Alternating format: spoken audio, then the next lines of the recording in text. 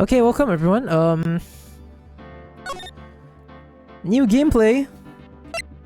I'm gonna be playing Phoenix Wright, and guess what? I'm gonna voice every character because I want to. Yeah, for your amusement, for my amusement. That's right, every single character. I'm gonna be reading every single line. Oh my god, it's gonna be a pain in the ass. Holy shit.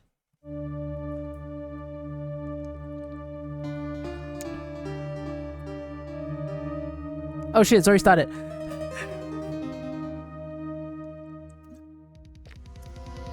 Oh my god, what kind of voice do I give this old man? Damn it. Why me? I can't get caught. Not like this. I've got to find someone to pin this on. Someone like him. I'll make it look like he did it. Okay, this series is gonna suck for you if you don't like my voice. So, yeah. It's gonna suck for me too, because I don't really like my own voice, but I'm doing it anyway. What kind of voice do I give Phoenix? He needs like main character energy. Maybe I should just do my normal voice, but like with a more anime-like tone. Boy, am I nervous. Oh my god, it's Mia. Shit, how do I do a female voice? Right! Oh, hiya, Chief. Phew, I'm glad I made it on time. Well, I have to say, Phoenix, I'm impressed. Not everyone takes on a murder trial right off the bat like this. She needs a more like central voice, I feel like. It says a lot about you and your client as well. Thanks. Actually, it's because I owe him a favor. I feel like I sound a little bit like Snake, I don't know. A favor? You mean you knew the defendant before this case? Yes. Actually, I kind of owe my current job to him. He's one of the reasons I became an attorney. Well, that's news to me. I want to help him out in any way I can. I just really want to help him. I owe him that much. It's over! My life, everything, it's all over! Is that your client screaming over there? Yeah, it's him. Death! Despair! Oh! I'm gonna do it! I'm gonna die! It sounds like he wants to die. Yeah. Nick! Hey there, Larry. Dude, I'm so guilty! Tell them I'm guilty! Give me the death sentence! I ain't afraid to die! What's wrong, Larry? Oh, it's all over! I'm finished! Finished! I can't live in a world without her! I can't! Who took her away from me, Nick? Who did this? Aw, Nick, you gotta tell me! Who took my baby away? Person responsible for your girlfriend's death? Newspapers say it was you. Well, no shit, it is... Of course it's you, because, like... Why would I be defending you if they don't think it's you, you know? Like, God. First case is a fairly simple one. A young woman was killed in her apartment. The guy they arrested was the unlucky sap dating her. Larry Butts. My best friend since grade school. Our school had a saying. When something smells, it's usually the butts. It's usually the butts. Okay, in the 23 years I've known him, it's usually been true. He has a knack for getting himself into trouble. One thing I can say though, it's usually not his fault. He just has terrible luck. But I know better than anyone that he's a good guy at heart. That, and I owe him one. Which is why I took the case, to clear his name. And that's just what I'm going to do. And that's just what I'm going to do. Yeah, I don't know which one sounds better. Everyone, shut the fuck up, everyone. Court is now in session for the trial of Mr. Larry Butts.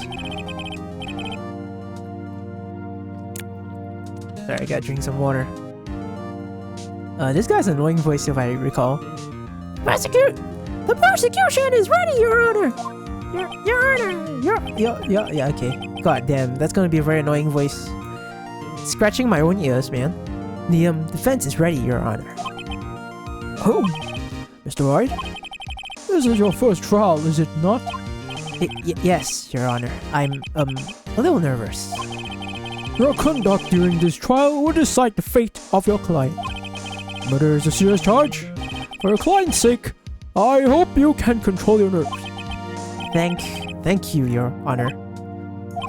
Mr. Wright, given the circumstances, I think we should have a test to ascertain your readiness. Who actually does this? Whatever. Yes, Your Honor. Hands shaking, eyesight fading. Test will consist of a few simple questions. Answer them clearly and concisely. Please state the name of the defendant in this case. It's Larry Butts. The defendant? Well, that's Larry Butts, Your Honor. Correct.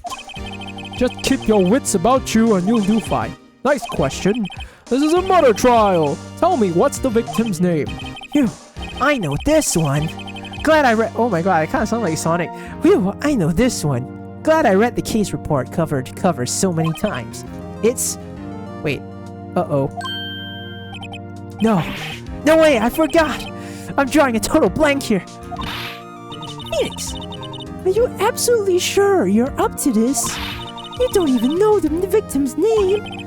Oh, the victim. Of course, I know the victim's name. I, just forgot.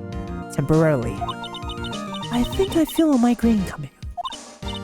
Look, the victim's name is listed in the court record. Just press tab to check it anytime, okay? Wow, we've got some really meta game knowledge. They're speaking. But okay, remember to check it often. Do it for me, please. I'm begging you. I'm begging you.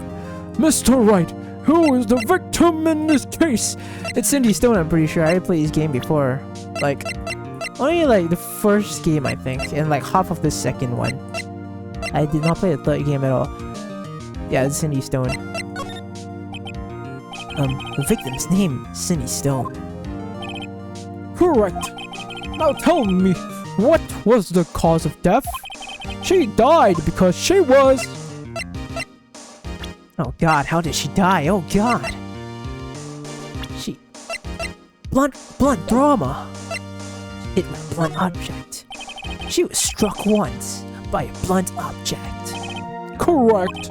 You've answered all my questions. I see no reason why we shouldn't proceed. Except you're kind of a nervous wreck, but okay. You seem much more relaxed, Mr. Wright. Good for you. Thank you, Your Honor. Because I don't feel relaxed, that's for sure. Well then, first a question for the prosecution, Mr. Payne. Yes, Your Honor. As Mr. Wright just told us, the victim was struck with a blunt object. Would you explain to the court just what that object was? The murder weapon was the statue of the Thinker. It was found lying on the floor next to the victim. I see the court accepts it into evidence. Who just puts evidence while in the middle of the trial? I mean, like, I think it's a thing, but yeah, I've heard a lawyer say that that's not something. Like, you should know all of the evidence before, like, okay, never mind. Be sure to pay attention to any of evidence added during the trial. That evidence is the only ammunition you have in court. Use tab to check the... I'm breaking the fourth wall again. Mr. Payne, the prosecution may call its first witness. Prosecution calls the defendants. Mr. Butts, to the stand. Chief, what do I do now? Pay attention. You don't want to miss any information that might help your client's case. You'll get your chance to respond to the prosecution later, so be ready. Let's just hope he doesn't say anything unfortunate. Uh-oh. Larry gets excited easily. This could be bad.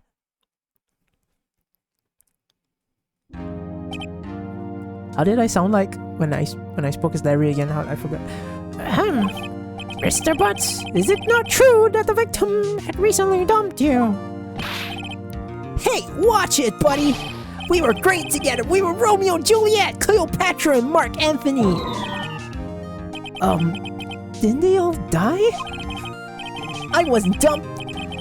She just was taking my phone calls or seeing me. Ever. What's it to you anyway? Mr. Butts, what you describe is generally what we mean by dumped. In fact, she had completely abandoned you and was seeing other men. She had just returned from overseas with one of them, the day before the murder. What do you mean, one of them? Lies! All of it lies! I don't believe a word of it! Here are the victim's passport. According to this, she was in Paris until the day before it died.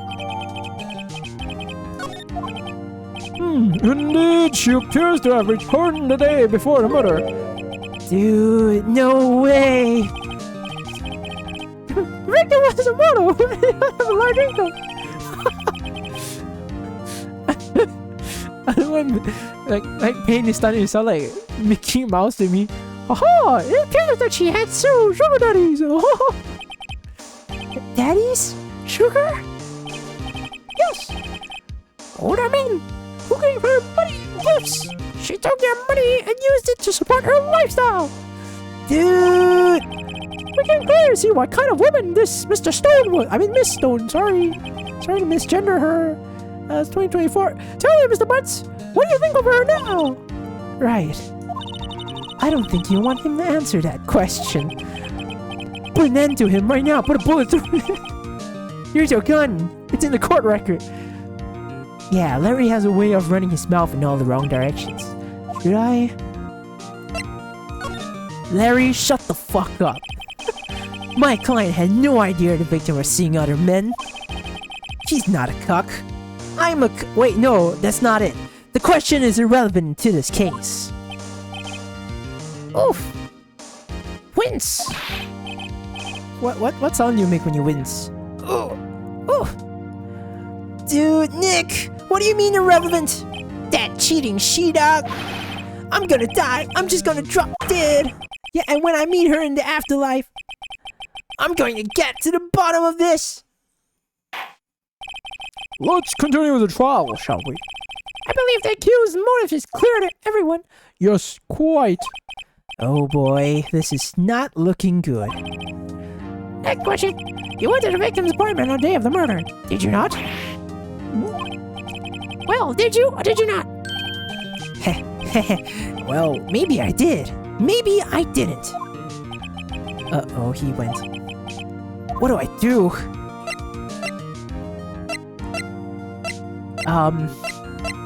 Stop him from answering.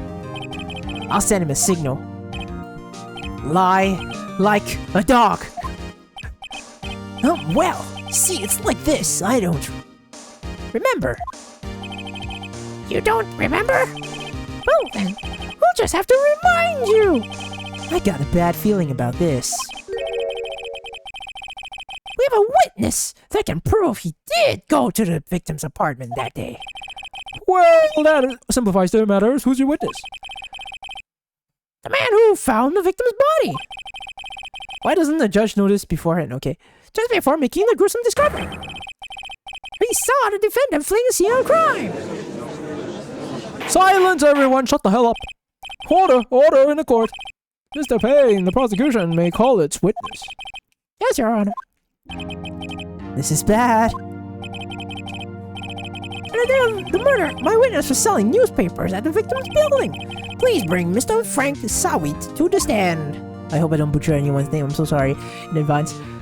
Mr. Sawit, you sell newspaper subscriptions, is this correct? Oh, yes! Newspapers, yes!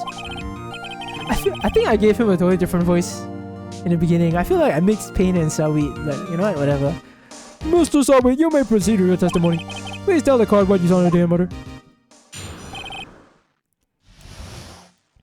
Dun, dun, dun. I was going door to door, selling subscriptions when I saw a man fleeing an apartment. I thought he must be in a hurry because he left the door half open behind him. Thinking it was strange, I looked inside the apartment and then I saw her lying there, a woman, not moving, dead. I I quickly fried and found myself unable to go inside. I thought to call the police immediately.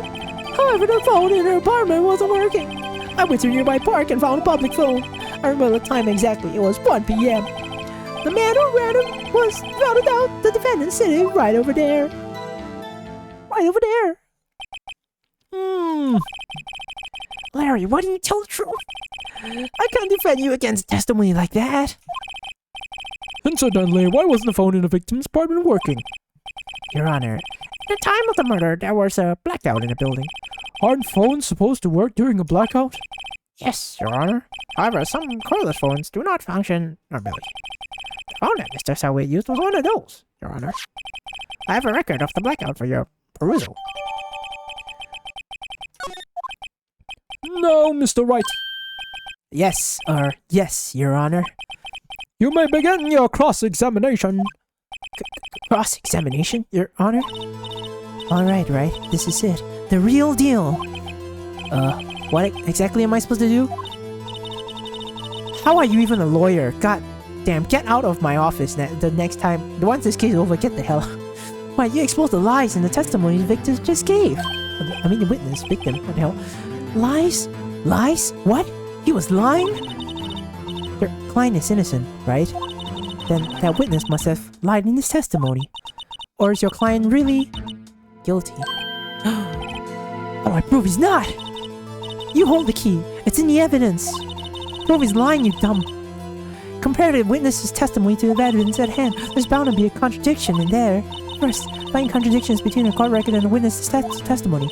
Then, once you've found the contradicting evidence, present it and rub it in the witness's face. Why do I keep saying victim? Goddamn. Okay. Open the court record with tab, then point out contradictions in the testimony.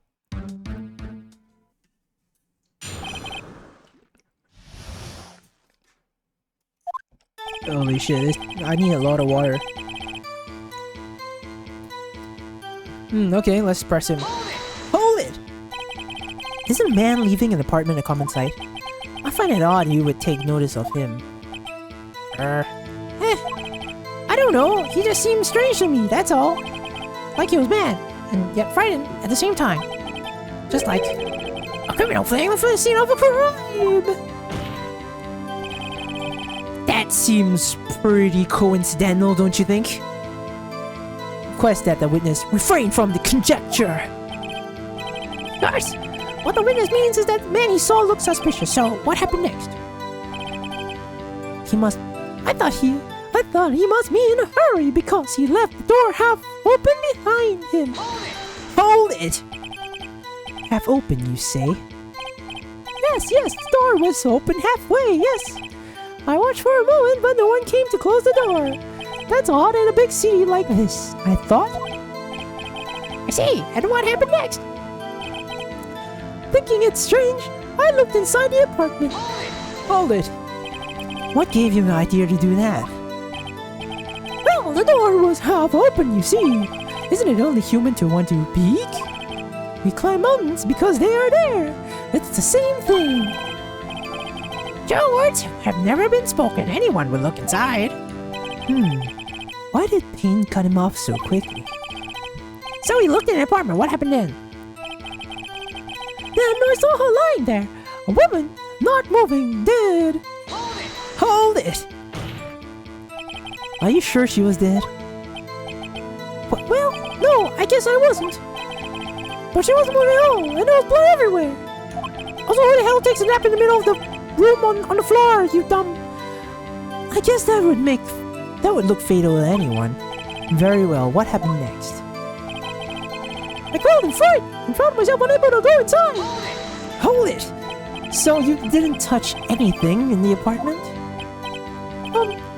Yes, I mean no, nothing! Okay, what happened next? I thought to call the police immediately! Hold it! You thought to call the police? Does that mean you didn't actually call them? Please, listen to the rest of his testimony. You thought to call the police, what happened next? Hold it! The phone in the apartment wasn't working. Yes, I mean no, it wasn't. Right. But you said you didn't go in the apartment. Or did you?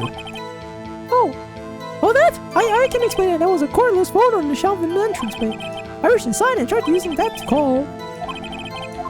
What happened next? Oh, I forgot to read his line, sorry. I went to a nearby park and found a public phone. Hold it! Why use a public phone? Well, you see, I don't have a cell phone. And being in the middle of the afternoon, there was no answer at the nearby apartments. Alright, what time did you call again? I remember the time exactly, it was 1 p.m. I am pressing every single sentence he's saying. 1 p.m.? Are you certain? Yes, absolutely. He seems really confident. 1 p.m. Right, doesn't that seem strange to you? Present some evidence to contradict him. There, Mia. You always know what to say.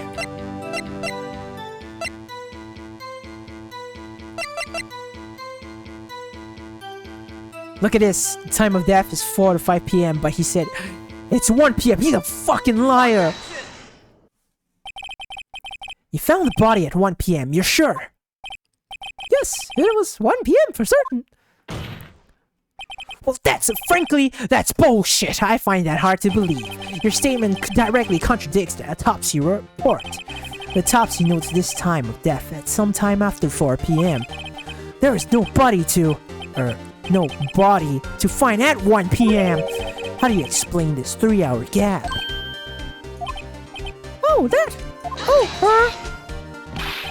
It's a trail! The boys merely forgot the time!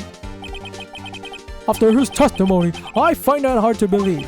Mr. Sowit, why were you so certain that you found the body at 1 p.m.? Gee, that's a really good question. Great job, Wright. Way to put him on the spot. That's all you have to do. Point out contradictions. Lies always beget more lies. See through one, and their whole story falls apart.